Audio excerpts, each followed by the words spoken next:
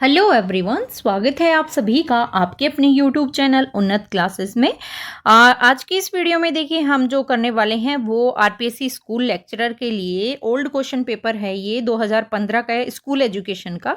तो उसके प्रश्न आज हम सोल्व करने वाले हैं, क्योंकि ये पुराने प्रश्न पत्र जो हैं ये एग्ज़ाम के लिए बहुत ही इम्पोर्टेंट है। अगर आपका सब्जेक्ट सेकंड पेपर हिस्ट्री है तो आपके लिए बहुत ही महत्वपूर्ण है ये वीडियो। और असिस्टेंट प्रोफेसर के लिए, नेट के लिए, तो सभी के लिए ये महत्वपूर्ण है, क्योंकि ये क्वेश्चन क्या बार बार रिपीट होते हैं और इनसे एक आइडिया हो जाता है कि किस तरीके के क्वेश्चन एग्जाम में पूछे जाते हैं। तो मैं 2015 से लेके चल रही हूँ और 2024 तक जितने भी प्रश्न पत्र हुए हैं वो सभी आपको सोल्व करवाए जाएंगे। तो आज की वीडियो में हम 2015 का क्वेश्चन पेपर ले रहे हैं, इसके 50 क्वेश्चन आज हम करेंगे। तो फर्स्ट क्वेश्चन है, देखिए, किर्की की लड़ाई निम्नलिखित में से किस युद्ध के दौरान लड़ी गई थी? तो देखिए, किर्की की जो लड़ाई लड़ी गई थी वो लड़ी गई थी तृतीय आंग्ल मराठा युद्ध के दौरान। तृतीय आंग्ल मराठा युद्ध जो हुआ था वो 1817 से 1819 तक माना जाता है। और इसमें ब्रिटिश ईस्ट इंडिया कंपनी और मराठा साम्राज्य के बीच में ये युद्ध हुआ था। ब्रिटिश साम्राज्य और मराठा के बीच में ये युद्ध हुआ था। मराठा, इसमें क्या हुआ था, इसका परिणाम ये निकला था कि जो मराठा साम्राज्य है ना उसका तो पतन हो गया था और ब्रिटिश कंपनी का भारत पर इसे नियंत्रण क्या मजबूत हो गया था। तो तृतीय आंग्ल मराठा युद्ध 1817 से 19 के बीच में हुआ था। ब्रिटिश ईस्ट इंडिया कंपनी और मराठा साम्राज्य के बीच में हुआ था। परिणाम था कि ब्रिटिश साम्राज्य का पतन और मराठा साम्राज्य का पतन और ब्रिटिश कंपनी का भारत पर नियंत्रण इससे मजबूत हो गया। तो किर्की की जो लड़ाई हुई थी वो तृतीय आंग्ल मराठा युद्ध के दौरान हुई थी। नेक्स्ट क्वेश्चन है, अंतरिम सरकार के दौरान भारत सरकार का संवैधानिक सलाहकार कौन था? तो ये तो काफी बार एग्जाम में पूछा गया क्वेश्चन है, फर्स्ट पेपर में भी पूछा जाता है। तो देखिए, अंतरिम सरकार बनी थी 1946 में और इसमें संवैधानिक सभा के जो संवैधानिक सलाहकार के रूप में नियुक्त हुए थे वे थे BN राव, जो कि संवैधानिक सलाहकार के रूप में नियुक्त किए गए थे। अगला है, मिस्र का अबू सिम्बल मंदिर समर्पित है। तो मिस्र का अबू सिम्बल मंदिर जो समर्पित है वो देखिए सूर्य देवता को समर्पित है अबू सिम्बल का मंदिर। इसमें 2-3 मंदिर और बने हुए हैं। ये सूर्य भगवान को समर्पित है और इसमें सूर्य भगवान की मूर्ति है, एक ऐसा मतलब पिरामिड टाइप बना हुआ है। और इम्पोर्टेंट ये है कि जो ये सूर्य मंदिर है ना अबू सिम्बल का, ये विश्व धरोहर सूची में शामिल है। तो महत्वपूर्ण इसलिए ये बन जाता है, विश्व धरोहर सूची में ये शामिल है अबू सिम्बल का सूर्य मंदिर। तो ध्यान रखना है आपको। अगला है, प्यूनिक युद्ध लड़े गए थे। तो देखिए, प्यूनिक युद्ध जो लड़े गए थे वो किस किस के बीच लड़े गए थे? तो प्यूनिक युद्ध थे वो किसके बीच में? रोम और कार्थेज के बीच में लड़े गए थे। इसमें 3 युद्धों की एक श्रृंखला थी। ये प्यूनिक का जो युद्ध था वो रोम और कार्थेज थे हैं कार्थेज के बीच में ये लड़े गए थे। 3 युद्धों की एक श्रृंखला थी जो कि किसके लिए की गई थी? ये भूमध्य सागर पर नियंत्रण के लिए है ना, ये किया गया था। भूमध्य सागर पर नियंत्रण के लिए ये युद्ध किए गए थे। 3 युद्ध थे ये, रोम और कार्थेज के बीच में हुए थे। अगला है, चीन के निम्नलिखित में से कौन सी शासक ने महान दीवार का निर्माण करवाया था? तो महान दीवार आप सभी ने सुनी होगी, परंतु काफी सारे बच्चों को पता नहीं है कि महान जो चीन की दीवार है, ग्रेट वॉल ऑफ चाइना, उसका निर्माण किसके द्वारा करवाया गया था? तो ग्रेट वॉल ऑफ चाइना जो है उसका निर्माण करवाया था सीन हुआंगटी के द्वारा, ये करवाया गया था। चाइनीज है तो ऑब्वियसली नाम चाइनीज था, सीन हुआंगटी के द्वारा करवाया गया था। 221 ईसा पूर्व के लगभग ये करवाया गया था। लगभग अगर इसकी लंबाई अगर हम देखें तो इसकी लंबाई जो है 5000 किलोमीटर लंबी इसकी जो लंबाई है वो मानी जाती है। तो ये आपको ध्यान में रखना है, सीन हुआंगटी। नेक्स्ट प्रश्न है, बाइबल में नूह की कथा संबंधित है। देखिए, जो ये प्रश्न है ये अगर आप देखेंगे तो आरपीएससी स्कूल लेक्चरर का स्कूल एजुकेशन का एग्जाम हुआ था, 2015 का पेपर है ये। तो ये क्वेश्चन उसी के सोल्व करवाए जा रहे हैं। आपको कुछ अलग से ये आप ऐसे अजीब से प्रश्न लग रहे होंगे, ऐसे ही क्वेश्चन आते हैं, फर्स्ट ग्रेड में भी ऐसे ही क्वेश्चन आते हैं। तो आपको ये बहुत ध्यान से पढ़ने हैं इनको। तो देखिए बाइबल में नूह की कथा किससे संबंधित है? तो बाइबल में नूह की कथा है वो देखिए जल प्लावन जिसमें समूची पृथ्वी जलमग्न हो गई थी। नूह की कथा में क्या है, इसमें मानव जाति के पाप और विनाश से जुड़ी हुई इसमें कहानी है कि जो पाप है वो कितना बढ़ रहा है और उस पाप का एक दिन मतलब वो बोलते हैं ना पाप का घड़ा भरता है, तो जल प्लावन होगी, पूरी पृथ्वी है वो जल निगमन हो गई थी। तो ये मानव जाति और उसके विनाश से संबंधित जुड़ी हुई कहानी है इसमें बाइबल के नूह की कथा। तो ऑप्शन नंबर बी इसका राइट आंसर हो जाएगा। अगला है पहला रोमन सम्राट जिसने ईसाई धर्म अंगीकार किया था, तो वे कौन थे? तो वो थे देखिए कास्टेटिन महान थे, जिन्होंने रोमन सम्राट थे और इन्होंने ईसाई धर्म जो है वो ग्रहण किया था। कब? 313 ईस्वी में। 313 ईस्वी में इन्होंने एक मिलान आदेश दिया था कि जो ईसाई धर्म है उसको रोमन साम्राज्य ने अंगीकार कर लिया था कि रोमन साम्राज्य अब ईसाई धर्म को अपनाएगा। 313 ईस्वी में ये इन्होंने किया था, कोस्टेटिन महान के द्वारा किया गया था। अगला प्रश्न है एम्फोरा क्या है? तो देखिए एम्फोरा जो है वो प्राचीन समय में क्या था कि एक तरल पदार्थ रखने का मतलब एक भंडारण होता था। प्राचीन रोम में तरल पदार्थों के संग्रहण हेतु विशिष्ट मृद भांड होते थे, ये क्या? एम्फोरा। इसमें जो रोमन साम्राज्य के टाइम पे क्या होता था, जैसे कि तेल हो गया, शराब हो गई, उनके भंडारण के लिए ये इसका उपयोग किया जाता था। किसका? एम्फोरा का। एम्फोरा। तो ये आपको ध्यान रखना है, ये तरल पदार्थों के संग्रहण के लिए एक मृद भांड होता था, एम्फोरा। अगला प्रश्न है उम्मयद खलीफाओं की राजधानी थी। तो उम्मयद खलीफाओं की राजधानी देखिए दमशक थी। दमशक जो है वो उम्मयद खलीफाओं की राजधानी थी। इसके जो हैं आप जिसे कि किसने मुआविया प्रथम ने मदीना स्थानांतरित कर दिया था। तो पहले तो क्या उम्मयद खलीफाओं की राजधानी दमशक थी और उसके बाद में इसको मुआविया ने क्या किया था कि इसको मुआविया प्रथम इसको मदीना ट्रांसफर कर दिया था। उम्मयद खलीफाओं की राजधानी दमशक को कहाँ से? दमशक से कहाँ? मदीना। तो ये आपको ध्यान रखना है कि मदीना किसने स्थानांतरित की थी। तो ये भी क्वेश्चन आप पूछा जा सकता है। देखिए जो हैं उनमें से मैं आपको क्वेश्चन से और क्वेश्चन बता रही हूँ, तो क्वेश्चन कहीं से भी पूछा जाता है, आपको ध्यान लगा के इसको ध्यान से सुनना है और बार बार इसको रिवाइज करना है। अगला है कुरान में सूरा की संख्या है। तो देखिए कुरान में जो सूरा की संख्या है, सूरा मतलब होता क्या है? तो सूरा मतलब अध्याय होते हैं, अध्याय। सूरा का मतलब होता है अध्याय। तो कुरान में टोटल अध्याय या सूरा देखें तो 114 सूरा होते हैं कुरान में। अगला प्रश्न है थर्मोपल्ली की लड़ाई किस किस के बीच लड़ी गई थी? तो देखिए थर्मोपल्ली की जो लड़ाई लड़ी गई थी वो लड़ी गई थी यूनान के नगर और राज्यों और फारस के बीच में ये लड़ाई लड़ी गई थी 480 ईसा पूर्व के मध्य, ईसा पूर्व। इसमें अगर देखें यूनान की तरफ से, तो यूनान की तरफ थे लियोनिडास प्रथम, यूनान की तरफ से थे इसमें। और फारस की तरफ से अगर देखें तो जेरेक्स प्रथम थे। तो मैं आपको यहाँ लिख के दिखा देती हूँ, लियो निकास फर्स्ट किसकी तरफ से थे? लियोनिकास प्रथम थे यूनान की तरफ से और दूसरे थे फारस की तरफ से जेरेक्स प्रथम। जेरेक्स प्रथम थे वो किसकी तरफ से? फारस की तरफ से थे। अगला प्रश्न है अशोक स्तंभों के बारे में निम्नलिखित कथनों पर विचार कीजिए। तो ये स्तंभ चुनार के बलुआ पत्थरों से निर्मित थे।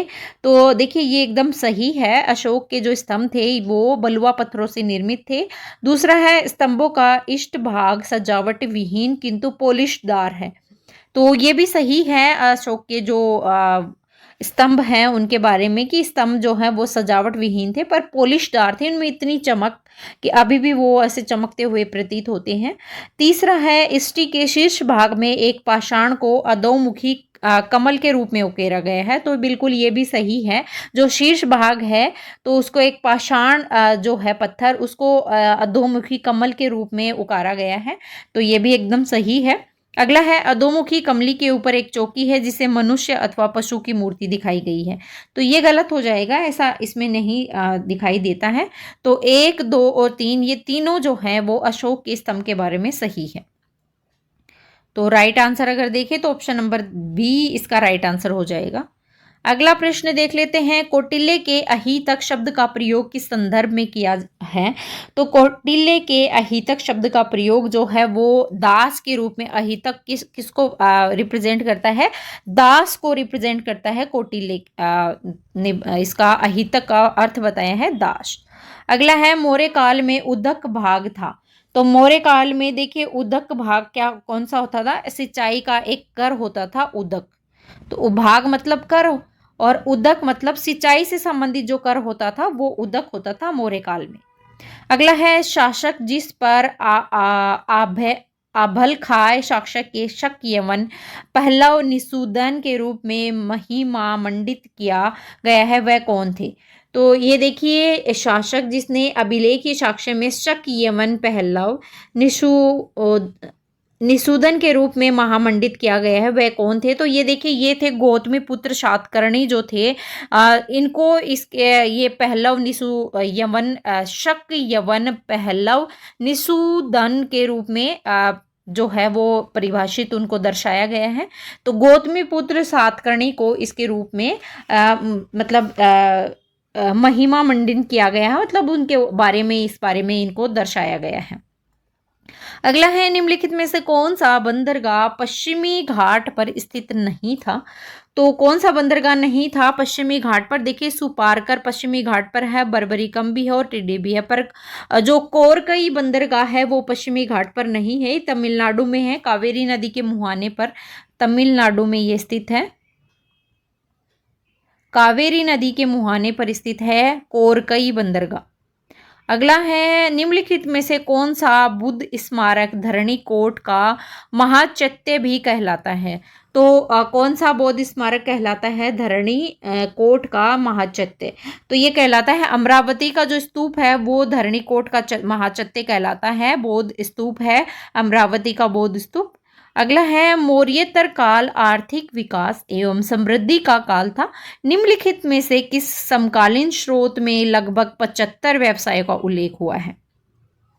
तो देखिए, इसमें जो है वो 75 व्यवसायों का उल्लेख किसमें हुआ है, मिलिंद पन्हों में जो है वो 75 व्यवसायों का उल्लेख इसमें हुआ है मौर्य काल के टाइम पे। मिलिंद पन्नो जो है वो एक बौद्ध ग्रंथ है और नागसेन और मिलिंद के द्वारा ये इसमें मतलब संवाद है, उसके ऊपर ये लिखा गया है किस किस के बीच में, नागसेन और मिलिंद के बीच में, मिलिंद दोनों के बीच में संवाद है मिलिंद पन्नो और बौद्ध साहित्य, इसमें 75 व्यवसायों का उल्लेख किया गया है। अगला है, मथुरा कला के बारे में अधोलिखित कथनों को पढ़िए। ठीक है, ये देश में ही विकसित कला थी। तो देखिए, मथुरा कला जो है वो देश में ही विकसित कला थी, बिल्कुल सही है। मथुरा कला में स्थानीय लाल बलुआ पत्थर का प्रयोग किया गया था, तो ये भी एकदम सही है। जो मथुरा कला है उसमें लाल बलुआ पत्थर का प्रयोग किया गया था। तीसरा है, इस कला पद्धति में बुद्ध को मुंडित सिर व अनावृत दाएं कंधे के साथ दिखाया गया है, तो ये भी एकदम सही है मथुरा कला के बारे में।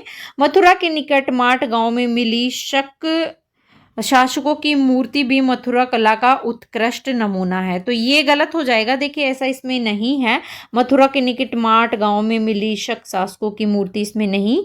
तो ऑप्शन नंबर 1, 2 और 3 ये तीनों इसके सही उत्तर हो जाएंगे, 1, 2, 3। ऑप्शन नंबर बी इसका राइट आंसर हो जाएगा। अगला प्रश्न है, निम्नलिखित में से किस शासक के साथ समुद्रगुप्त ने ग्रहण मोक्षानुग्रह की नीति का अनुसरण किया था।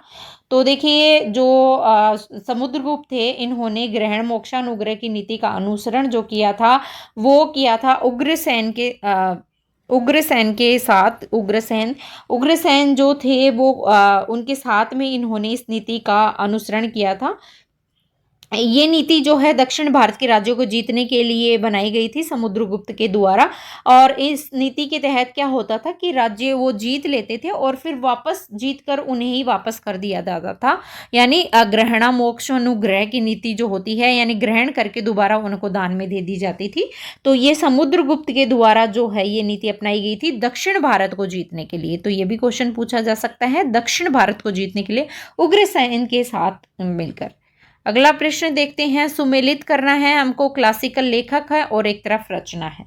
अभी देखिए क्लासिकल लेखक में भास द्वारा रचित जो ग्रंथ है, इसको छोटा कर देते हैं। भास द्वारा रचित कौन सा, भास ने कौन सा रचना की थी? भास की थी रावणवध। रावणवध भास द्वारा। भट्टी के द्वारा जो रचित है वो मध्यम व्यायोग है। वहीं भामह के द्वारा जो रचित ग्रंथ है वो काव्य संहार, और भारवी के द्वारा कीर्तार्जुन में। तो ये तो काफी बार पूछा जाता है भारवी का, तो भास का भी पूछा जाता है, रावणवध, तो ये आपको ध्यान में रखने हैं। अगला प्रश्न है आर्यभट्ट के विषय में दिए गए निम्नलिखित कथनों पर विचार करना है। तो आर्यभट्ट के विषय में हमें कौन सा कथन इसमें सही ढूंढना है? देखते हैं सही, हाँ सही ढूंढना है। ये पहला खगोल शास्त्री था जिसने ग्रहण की वैज्ञानिक व्याख्या की थी। तो देखिए ये आर्यभट्ट के बारे में सही है, ये पहले खगोल शास्त्री थे और इन्होंने ग्रहण का वैज्ञानिक रूप से इनकी व्याख्या की थी कि ग्रहण कैसे होता है। तो आर्यभट्ट के बारे में ये बिल्कुल सही है। दूसरा है पृथ्वी अपनी दूरी पर घूमती है, वह खोजने वाला भी कौन थे? सबसे पहले आर्यभट्ट थे, बिल्कुल ऑब्वियसली आर्यभट्ट थे जिन्होंने सबसे पहले ये पता लगाया था कि जो पृथ्वी है वो अपनी धुरी पर ही घूमती है। तो दूसरा भी सही है। तीसरा, उसने 1 वर्ष की अवधि का अत्यंत ही सटीक आंकलन किया था, तो ये भी एकदम सही है। आर्यभट्ट ने 1 वर्ष की अवधि का भी सटीक आंकलन किया था। और एक है उन्होंने पाई का बहुत सही मान बताया था, एकदम ये भी सही है। तो इसके 1 2 3 4 तीनों चारों ही सही हैं। ऑप्शन नंबर जो है डी इसका राइट आंसर हो जाएगा।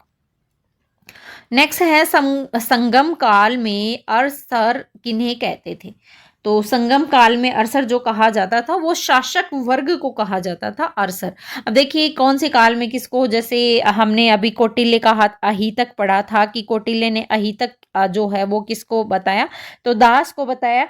ऐसे ही हर एक टाइम पीरियड में जैसे शासक वर्ग कौन था, जमींदार वर्ग को क्या कहा गया, तो ये आप हमें ध्यान होना चाहिए, तो आप इसको ध्यान में रखिएगा। अगला है निम्नलिखित में से कौन सा सुमेलित नहीं है, पूछा है। चंदेल जो है राजपूत वंश है और एक तरफ भूभाग है। चंदेलों का जो भूभाग है वो बघेलखंड दिया गया है। तो देखिए यही गलत हो जाएगा, चंदेलों का जो भूभाग था वो बघेलखंड नहीं बुंदेलखंड था। अब देखिए इतनी सी मिस्टेक हमको 1 नंबर कट हो जाता है। परमार का जो एरिया था वो मालव था, कलवुरी का था त्रिपुरी, और सोलंकी का था गुजरात।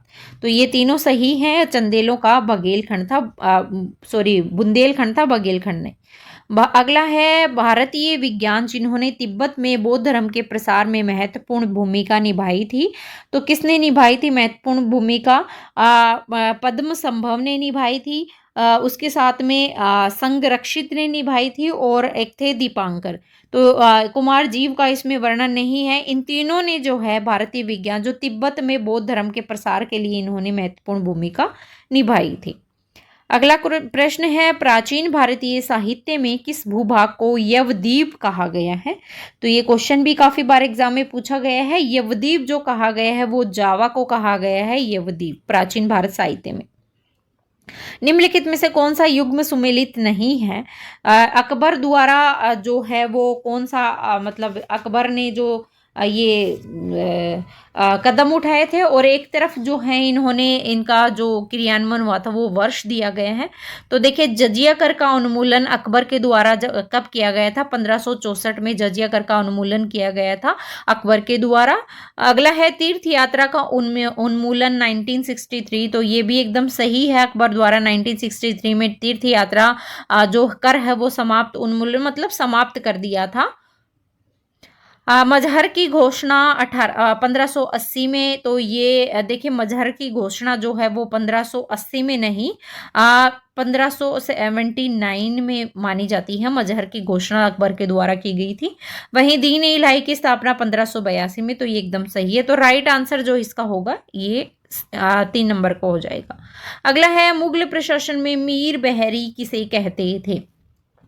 तो देखिए मीर बहरी जो कहा जाता था मुगल प्रशासन में, वो शाही जो जहाज थे उसके प्रभारी को कहा जाता था।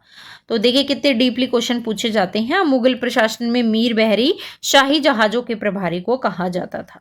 अगला है मध्यकालीन भारत में पाई कास्त किन्हें कहा जाता था। तो मध्यकालीन भारत में पाई कास्त जो कहते थे वो उत्तर भारत में जो भूमिहीन किसान थे ना, उनको पाई कास्त कहा जाता था मध्यकाल में। तो ये आपको ध्यान में रखना है। ऑप्शन नंबर 2 इसका राइट आंसर होगा। अगला है मुगल काल में मन ए अकबरी क्या थी। तो मन ए अकबरी जो थी वो वजन को मापने की एक इकाई थी। मुगल काल में वजन को मापने का एक इकाई। अगला प्रश्न है मुगल कालीन संस्कृत ग्रंथ जानकी परिणय का लेखक कौन। तो जानकी परिणय का लेखक मुगल कालीन ये संस्कृत ग्रंथ है और इसकी जो रचना की थी इसके लेखक है वो चक्र कवि जो हैं, इनको माना जाता है जानकी परिणय का। अगला है निम्नलिखित में से कौन सा चित्रकार अकबर के दरबार से संबंधित नहीं था। तो देखिए अकबर के दरबार में बहुत से चित्रकार थे। उसमें बसावन था, मुकुंद था, सैयद अली थे, परंतु बिशन दास जो है वो अकबर के दरबार में नहीं। बिशन दास थे मुगल काल में ही, लेकिन जहांगीर के काल में थे। ये जहांगीर के काल में थे कौन, बिशन दास। अगला है ताजमहल पर कुरान की आयतें लिखने वाला सुलेख था।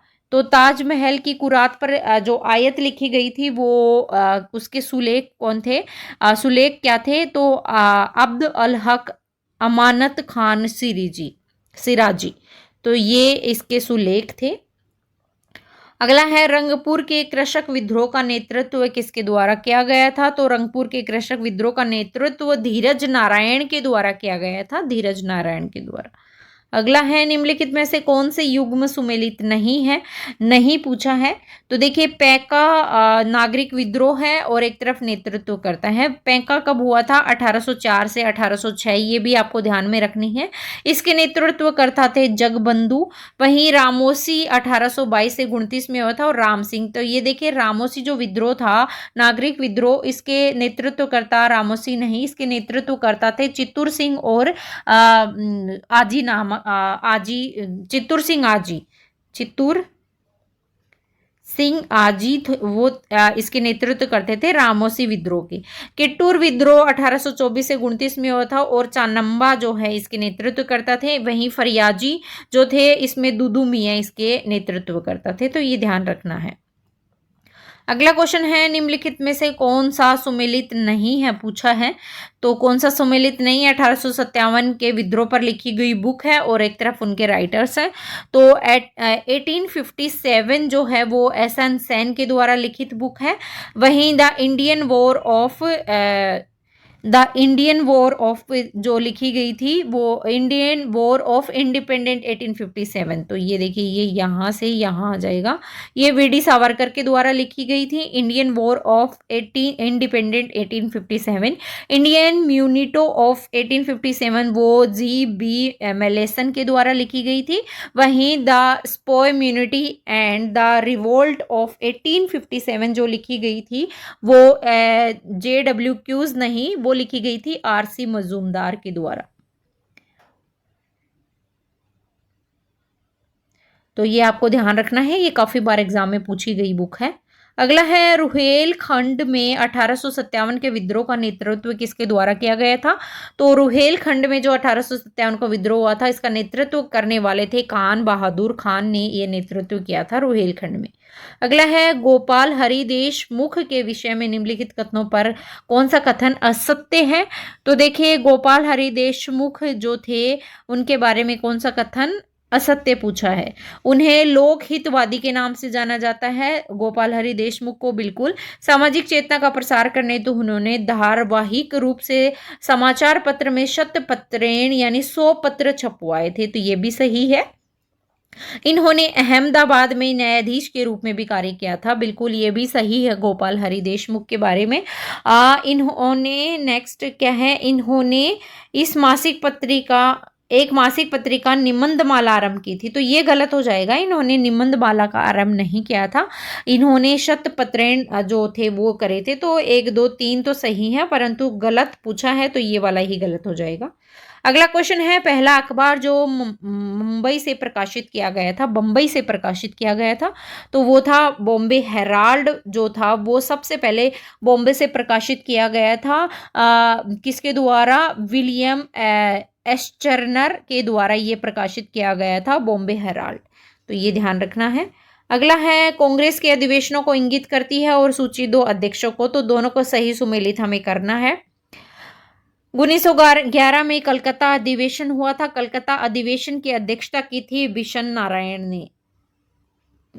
1912 में पटना अधिवेशन हुआ था और पटना अधिवेशन की अध्यक्षता की थी R.N. मधुलकर के द्वारा।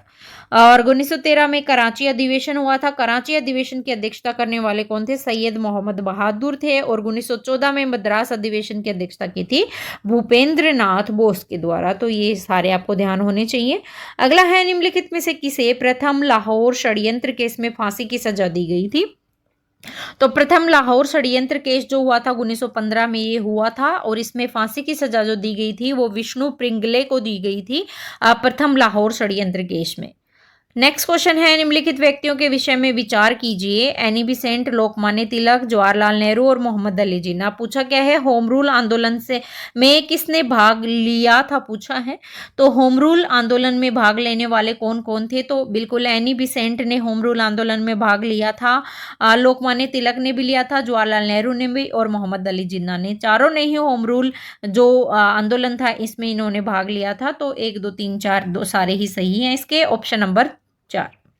नेक्स्ट है, गवर्नर जनरल की कार्यकारी परिषद के पहले भारतीय सदस्य कौन थे? तो कौन थे गवर्नर जनरल की पहले कार्यकारी जो परिषद थी उसके पहले भारतीय सदस्य?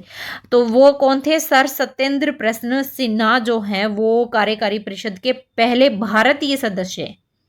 तो याद रखना है आपको। अगला प्रश्न है, कौन सा सुमेलित नहीं है पूछा। चित्रकारी है और एक चित्रकार है। तो द स्कूल ऑफ एथेंस जो है वो टिटियन के द्वारा नहीं, राफेल द्वारा चित्रित है, राफेल। तो ये गलत हो जाएगा। Last suffer Leonard da Vinci, creation of Adam Michael Angelo और लाफिंग क्वेलियर फ्रांस होल्स के द्वारा। तो ये तीनों तो याद होनी चाहिए। ये गलत था, ये राफेल द्वारा चित्रित है। अगला प्रश्न है, निम्नलिखित में से किसने प्रारब्धवाद के सिद्धांत का समर्थन किया था? तो प्रारब्धवाद के जो सिद्धांत था उसका समर्थन करने वाले थे जॉन कॉल्विन के द्वारा इस सिद्धांत का समर्थन किया गया था। नेक्स्ट क्वेश्चन है, निम्नलिखित में से कौन से उपनिवेश का प्रथम कॉन्टिनेंटल कांग्रेस में प्रतिनिधित्व नहीं हुआ था? तो कॉन्टिनेंटल कांग्रेस के प्रतिनिधित्व नहीं हुआ था, जॉर्जिया का इसमें प्रतिनिधित्व नहीं हुआ था। जब उपनिवेश का प्रथम कॉन्टिनेंटल कांग्रेस का सम्मेलन हुआ था उसमें प्रतिनिधित्व किसका नहीं था? जॉर्जिया का नहीं था।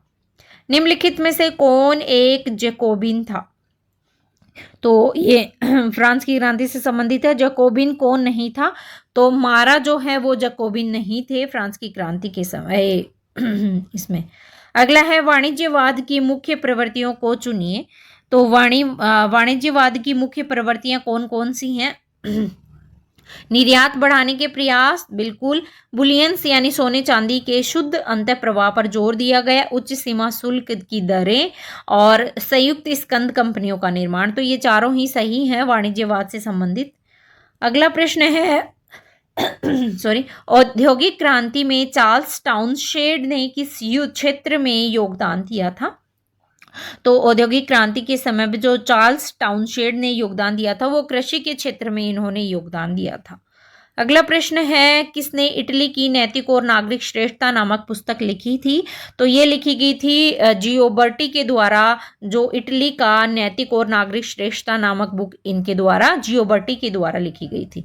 तो ये हमारे आज के हिस्ट्री के 50 क्वेश्चन महत्वपूर्ण, जो कि पिछले एग्जाम में पूछे गए हैं और आगे आने वाले एग्जाम के लिए महत्वपूर्ण है। तो चैनल के साथ आप जुड़े रहिएगा। अभी तक चैनल को सब्सक्राइब नहीं किया तो सब्सक्राइब कर लीजिएगा, बेल आइकन को भी प्रेस कर लीजिएगा, जिससे कि सबसे पहले नोटिफिकेशन आपको मिल सके। वीडियो को लाइक और अपने फ्रेंड्स के साथ इसे शेयर करना है। मिलते हैं फिर नेक्स्ट वीडियो में। जय हिंद, जय भारत।